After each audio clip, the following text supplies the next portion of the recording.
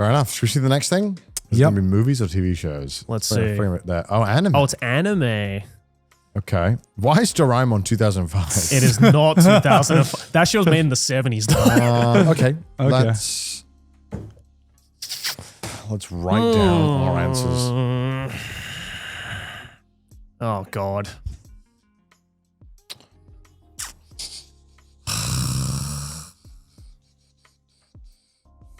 God, I hope we do different answers, at least for this one. This is hard, actually. So anime that came out in 2005 versus anime of today. Mm-hmm. Okay. All right. 3, 2, 1. Oh my God. God damn, we all put the same. 2025. Wait, I'm curious to hear why you put 2025, Joey. I just think it's fucking... I think like... Nukatashi. Well, yeah, that too. That we wouldn't have got that. We wouldn't have got peak. We wouldn't have got that in 2005. We would not have got that. Me? They would be too scared to put that much. No, on I the timeline. think anime has gotten better because like not only has just the audience space for anime gotten larger, but the demand has gotten larger because of that, and therefore there is more pressure on most studios now to just make higher quality products. You know, and I think like, regardless of your current taste in like, you know, old versus new or nostalgia or anything like that, because I'm trying to take away my nostalgia because clearly I'm way more fond of the left side of the screen than I am the right side. But that's not to say that like, you know, I'm throwing away the entirety of the right side either. I've fucking watched most of these on the right side. So it's like, and they're great. And they're and you know, the 2005 stuff, yes. I like how One Piece is both in 2005 and 2025. It's also in the 90s as well, if you think about it. But like, exactly. But you know, I think like just now that because there is a higher demand and more animes being made, yes, there is more slop, but there is also more good stuff too. Yeah. And the fact that there is more of a choice now, and the fact that the niches now of each shows is more catered to more specific niches rather than broader topics compared to say 2005 or earlier. Yeah. I think just A, makes it easier for you to actually get into the medium to begin with, but B, you just get higher quality stuff, and there's nothing wrong with higher quality stuff. I mean, look, like if they fucking animated Dan Da Dan back in 2005, I don't think it would have been good as if they made it today. Or with most of these, Gachakta couldn't be made 2005.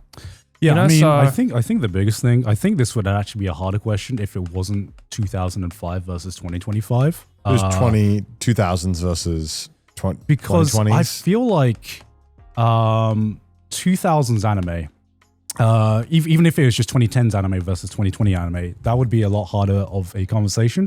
Because I think in the 2000s, the anime industry was kind of adopting digital animation. And I think a lot of the 2000s anime is characterized by, you know, them figuring out how to make digital animation look good. And so for every banger you got, there were a lot of shows you watch again, you're like, didn't look great. Damn, this brother, what's that? Yeah, it's kind of the same with TV, right? Like I've been rewatching Peep Show again for like the fucking 90th time. And it was made when they started filming digitally, but like 720p was the max. Yeah. And it looks like shit today. It does not look good. But then you watch something from 1950s, 60s, and because they recorded it on film, it looks amazing. Yeah.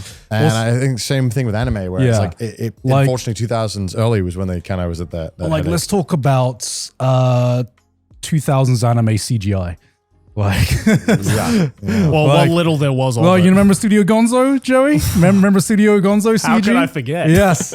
You know, it's funny to mention this, but you know, one of the big reasons why anime has improved is just technology. Yeah, that's one benefit of technology. Yeah, technology has given animators more tools. I mean, there's a lot of tedious tasks in animation that, you know, a lot of technology helps with. And I think in general, you know, there are great stories in 2005 and there were trendsetters in 2005, but there are also trendsetters in 2025 as well. Absolutely. I think it's hard to argue whether the quality of shows in one decade versus another was better or worse because they both had fucking bangers. There are some. It depends what you define quality I think as. this is also this one is also tough because 2025 is obviously more in line with current tastes and we're probably into. Yeah. Whereas 2005, I mean, I was like 9, and only a handful of anime I look back really, really fondly on. What do you mean? Like, obviously, even if I don't think Dan to Dan is my favorite show, there's a lot that I vibe with in the show. It's very current. It feels very up to date, and I think that's fun. Yeah, and that makes it very easy to consume and enjoy.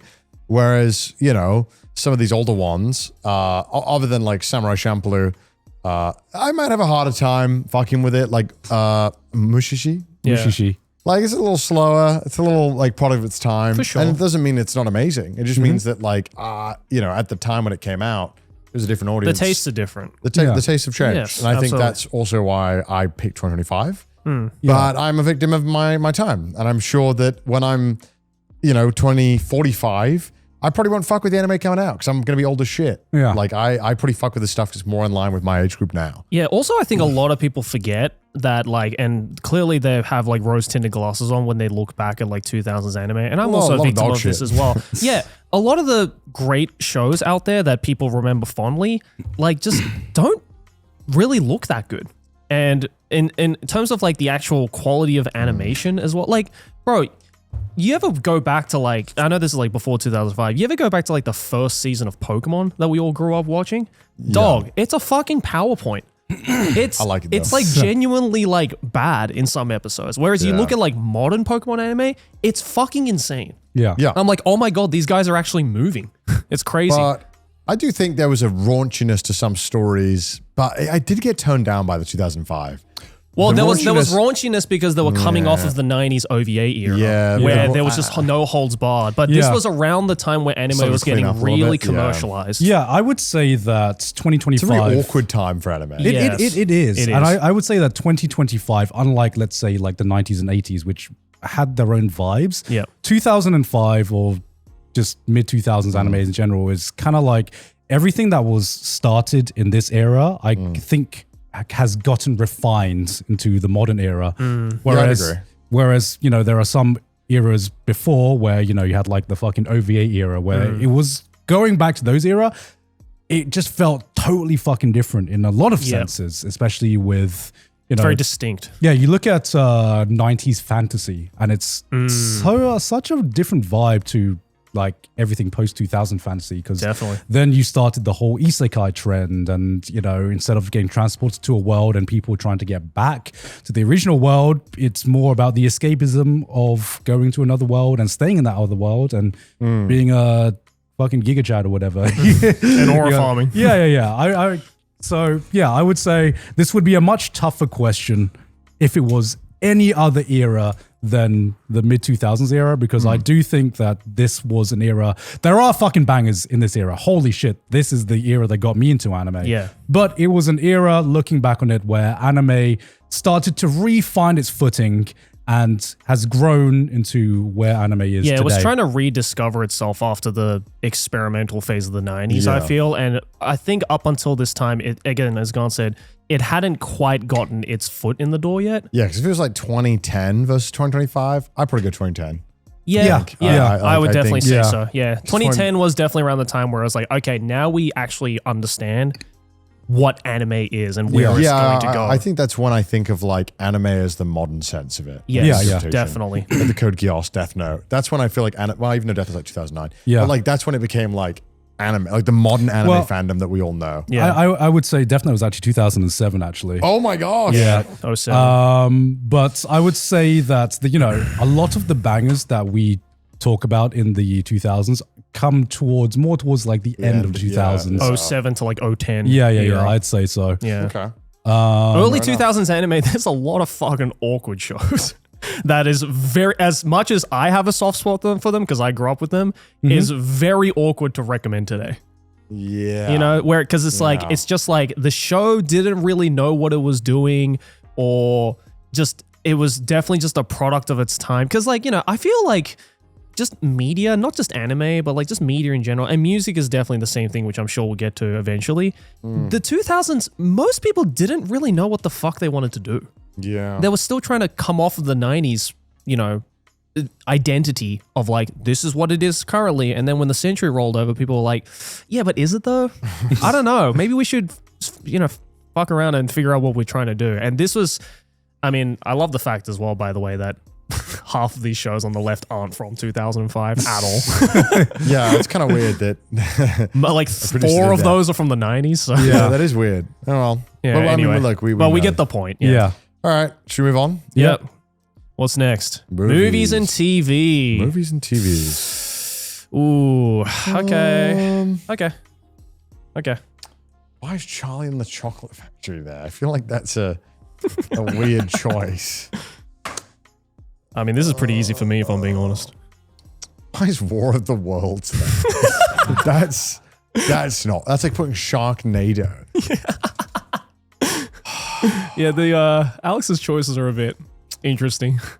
It's unfortunate because I think this year in particular has been really shit for movies. But last year was pretty good. Yeah, Dune 2 was last year. Damn, this is tough. This is unfair because I feel like I would have done different things for movies and TV. But you know what? I'll just go in the middle here and I'll do this. Are we all going to have the same answers for everything? I wonder. Okay.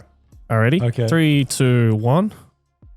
I said 5. I literally went down the middle because I did have a different answer. Okay, I would have done. That's what I would have done. Yeah. So Gaunt did 2025 for TV and 2005 for movies. Joey did 2005. I didn't know that was an option, Gaunt. Yeah. I just made that an option because it was movies and TVs. I agree. I think movies this year, not that great. And K-pop Demon Hunters. Well, look, and also K-pop Demon Hunters became Netflix's most successful thing ever. I'm not even surprised. And I'm happy. I'm happy too. I'm fucking the K-pop Demon Hunters unironically is one of the most exciting things to happen in the modern movie industry for a long time because it's something that's not a fucking sequel or a remake. It's a modern IP. It's actually a new thing. That is new, and I totally it doesn't vibe with me, but I 100% respect it and support it all the way.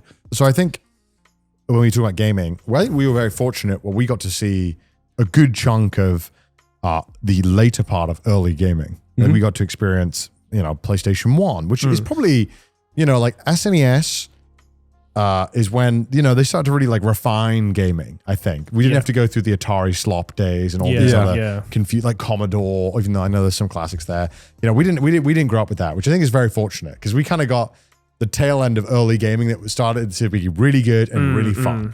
Whereas movies have been around for a very long time. Yes. And the idea of a blockbuster has been around before we were born. Yes. Yeah. And so I think film as a medium, as we've known it, has not changed an incredible amount in comparison to gaming. So I think going into this discussion and thinking about movies in that sense then is interesting because gaming has just changed so much and now is kind of becoming a bit more like the same over the past, like games from 2025, not crazy different from 2015, other than like live service. But, movies we can tell. And I think movies in 2005, fucking amazing. Oh, yeah. We've had a lot of shitty movies lately, but mainly I think this is due to because movies are extremely expensive and there's not a lot of avenues for movies to make money outside of streaming. Yes. Like, I mean, the fact that K-pop Demon Hunters was straight to Netflix, like that's crazy. Yeah. Happy Gilmore 2, straight to Netflix. I didn't even know they made a Happy Gilmore 2. No. It was bad. I watched it. Yeah, I bet. Why did anybody think that Happy Gilmore 2 might potentially be good? it was a full nostalgia bait movie. Of course and it was. that's fine because I don't. If that's the case, just go watch the first movie. Yeah, I don't care because Adam Sandler seems to have fun. And he makes all the more movies power. and whatnot. Yeah. But like Jurassic World, I mean, no one should be forced to watch that film. What's that like Martin Scorsese like quote again where he was like, he hates the fact that like nowadays like cinema is just a bunch of people getting into tight costumes and acting in front of a green screen. No, he didn't say it was like modern blockbusters are a roller coaster or something. Oh, it's that's right. It's like a park. theme park. Like a theme park. Yeah, like it's all We about probably like... got that quote completely wrong. But yeah, it's something like that, where it was like, it's all about like the thrills and like the excitement of a film, but there's no actual like emotional depth. And like, I kind of half agree with that because, you know, there's like lots of like, say, independent films that are being made, which, you know, still definitely are cinema and are great. But you go to like the cinemas now and it's like every other movie is just like, oh, okay, here's a bunch of famous actors in front of a green screen. All right, cool. Great. Yeah, I mean, I like F1 the movie a lot. I watched that. That was a very good movie. Yeah. No, I wouldn't say it's a bunch of actors in front of a green screen. It's more of just to me, modern blockbusters feels very, very samey, you know. They have to be safe. Yeah, they have to be safe. It's not about getting a mid-sized movie and making a lot of profit off of that. It's about taking big budgets and making a big summer blockbuster. But also what that means is that you tick off a lot of the same fucking boxes all the time to appeal to as wide of an audience as you possibly can. Yeah. No, certainly. Because there's no way in hell, for example, that like if Sin City came out in 2025, that it would have any fucking attention. Yeah, I mean, even like the American Pie. Not that it was a great movie, but like that, like, you know, and Superbad. Like these types of films just wouldn't be made. Oh, dude, the whole concept of comedy films is dead now. Yeah, like there are no comedy films anymore because they would make money through VHS or DVD sales and, you know, whatever, you know, rentals, whatever, and all the revenue for making movies is gone. Like it is. You can only make it from it performing well on streaming services, which doesn't make much, or movie tickets, which you have to sell so many to make your money back now. Yeah, that it fucking sucks. Yeah. And you know, even though Superman was a good film, I think the genre is just very stale and overdone at this point, where a lot of people feel quite burned by it, me included. Yeah, I've complained numerous times about this on the show. I think we all have. Yeah. Fucking sick of superhero movies, dude. And I say that, but then there's like fucking Batman here, which is a superhero movie, and then obviously Harry Potter and Star I remember Wars there was this conversation about superhero fatigue all the way back in 2005 when Spider-Man came out, Batman, the whole Batman trilogy came out. Yeah. People were already talking about this 20 years ago. Yeah. And it's only gotten, and now it's only gotten worse. Yeah. But that being said, on the flip side, TV I think is more interesting and almost better than it's ever been. I literally have no opinion because I just don't really watch TV shows. And I never really did back in the day either. So I'm only specifically talking about movies. I've been watching the Alien Earth show, and that's really good. It's like a series from the Alien franchise. Really fucking interesting, really well done. All right. And like super interesting, even though that is a very old franchise. It's a franchise that I quite like. The Alien world is so cool. Yeah. I just like the fact that TV series nowadays don't need to have like 15 seasons of 24 episodes per season run to just tell a story. You know, what I like about TV series nowadays is that it's become not only a lot more digestible, but also just a lot more condensed, and I think generally high quality, you know? You don't really get I remember I've been recommended clips of like Dexter again recently, and I enjoy, every TV show back in the day is characterized by, like I enjoyed the first 2 seasons of that, and they just fell off, right? Like Lost, I enjoy like the first few seasons, and then I just stopped watching. And I feel like nowadays, it's more of just, every season gets better and better, and then it ends. Yeah, they don't overstay their welcome. And that's fucking great. Yeah. And I love that. Right. And that's the way I think it should be, rather than a TV series getting renewed just because of the fact that it's popular, not because... Yeah, I mean, there was less TV in general, and you were competing against less, and now you have to compete against so many things. Yeah. So it is better. But then sometimes you have to wait like 5 years between seasons now, and you're like, God damn it. I'd rather wait 5 years for seasons, for some of the quality that we're getting, you know? Yeah. I don't want to wait 5 years. I'll be honest with you. If Severance took like, if I have to wait that long again for another season, I'm probably just going to not care anymore. It'd be a decade in my life for what is an equivalent of like 10 hours of TV. Yeah, this is why I never got into TV shows as a concept. I think it is a valid argument to be like, it is taking too long for some shows. Like House of the Dragon, loved season 1, took so long for season 2, and not much happened. And that's because of the style of show. Yeah. But I feel like that should have been a factor in consideration when making the show. Like, look, season 2 is going to be a lot of build-up. We should probably plan around shooting these back-to-back. Let's make the preparations. But obviously, that's a risk that some studios aren't willing to take. But then what ends up happening is that people just don't give a fuck anymore because they've already moved on. They're already on to the next thing. It's not in their minds anymore. I think I think it's a legitimate complaint. I don't think it's like entitlement. I think it's like when you take too long between certain things, you often don't have the fan power to stick around the same way a Star Wars might. Well, I would argue that. But I agree, quality is best. Yeah, obviously quality is great.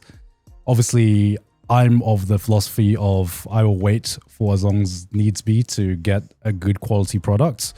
We live in an age where information is as easy to get as ever. If you really want, if it was that good of a quality, that's, the hype might have died down, but let's take Severance, for example.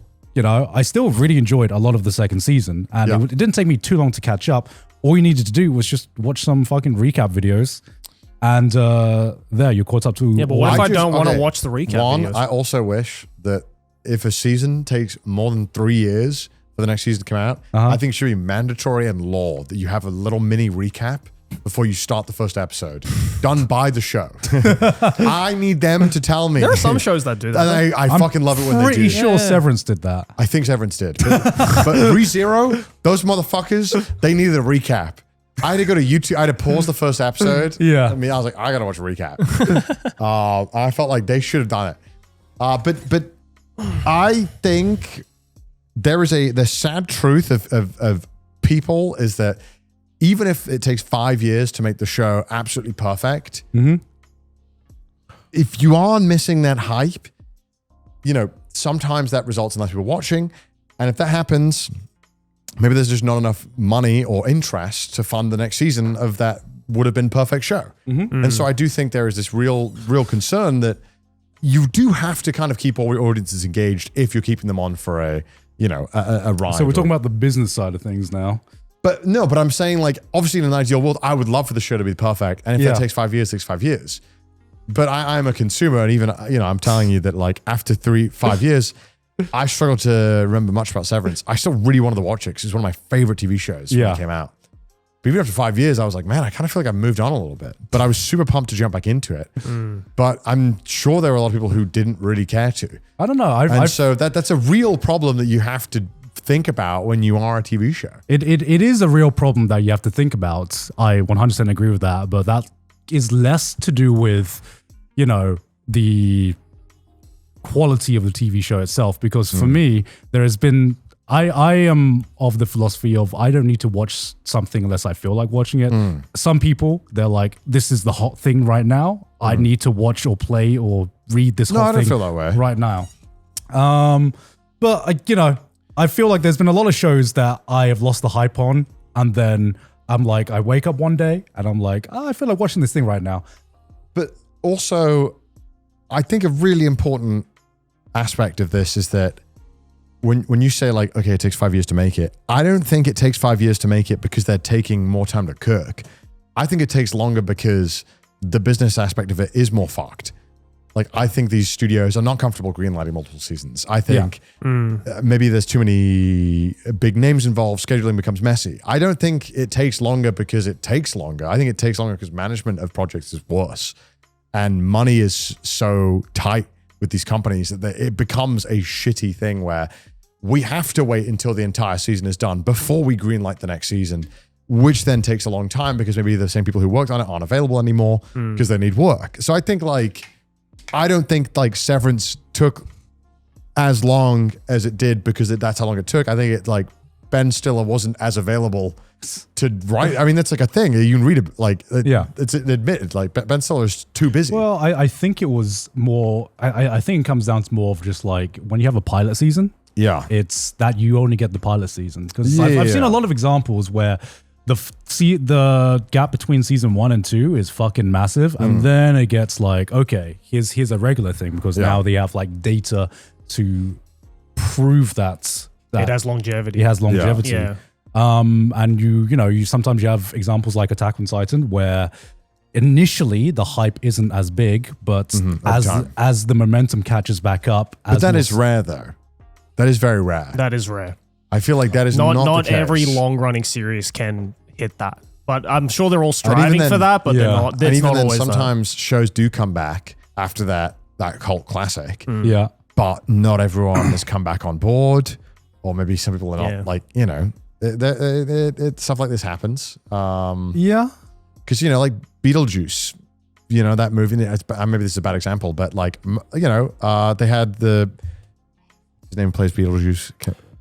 Kevin, not Kevin. What's his name? He played Batman. He played so many other characters. Oh my God. You know him? Yeah, you know who I'm talking about. The main guy who plays Beetlejuice.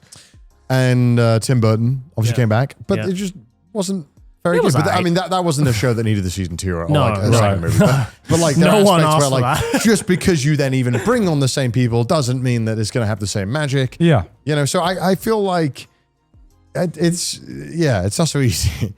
Yeah. But like, also like Avatar, it's like, James Cameron, why is this so fucking long between Avatar 1 and 2? And then they realized, hey, yeah, if we're going to make 4 fucking Avatars, we should probably film them all back to back, which he did. And I'm glad that he did, because I can't imagine a worse thing than talking about Avatar 2040, being part of the franchise. You know what I mean? It's just like fucking ridiculous. Yeah. But obviously it'll come out soon. So cool. I'm willing to watch it. But if it was another 10-year wait, or I think it's like 15 years or something, I'd be like, fuck no, I don't give a fuck about Avatar. I barely gave enough of a fuck to watch the second one. Yeah, I didn't even watch the I just went for, because I was near a movie theater and I thought, fuck it. Yeah. Like, but that was the thing where I feel like time had most certainly hurt any chance of season 2 being successful. Oh, as successful. Wasn't Avatar 2 pretty successful? It was pretty successful. I don't understand how, because I don't fucking know anyone who gave a fuck. I mean, sometimes hype can die, but sometimes people will just go with whatever the hype tells them to go with. Exactly. Hence Avatar 2, you know? Yep. Avatar. But there are a lot of, I mean, there are so many examples for each side here. Yeah. But that Harry Potter remake, huh? HBO. Sorry? That Harry Potter remake for HBO. I'm so scared for those kids, man. You seen this? Nope. They're remaking How do you do this? How do you not know this stuff? Huh? They're remaking Harry Potter. As an How HBO have you not series. heard about this? What? I don't know, man. This is crazy. Snape's black now. Oh, that was what all the memes were about. That's what that's So about. HBO is doing a Harry Potter series. Oh, and like John Lithgow is going to be Dumbledore. Dumbledore. Okay. But yeah, most of the casting just seems kind of like, okay, sure. Harry Potter. Yeah, there's just an entirely new cast of kids now that are going. I assume going to go back to like, you know, Philosopher's Stone, like first movie. But man, yeah, maybe it's a season book. I'm sure it's going to be like season 1 is Philosopher's Stone, season 2 Chamber of Secrets. I'm calling it now. When they get to like Prisoner of Azkaban, it's gonna be like a 2-parter, and then they're gonna make everything a 2-parter. Of course they are. If it's successful, I'm not sure of it. Yeah. But John Lithgow, I don't know if he'll be around for right. like 20 seasons of Harry Potter. Same thing's going to happen that happened with the first Dumbledore. Yeah. All right. I mean, sure. Yeah, whatever. Yeah. Movies were definitely better 2005. I think we all It's kind agree. of depressing to talk about. It is depressing. I don't know. I feel depressed talking about it. Yeah. All right, what's next?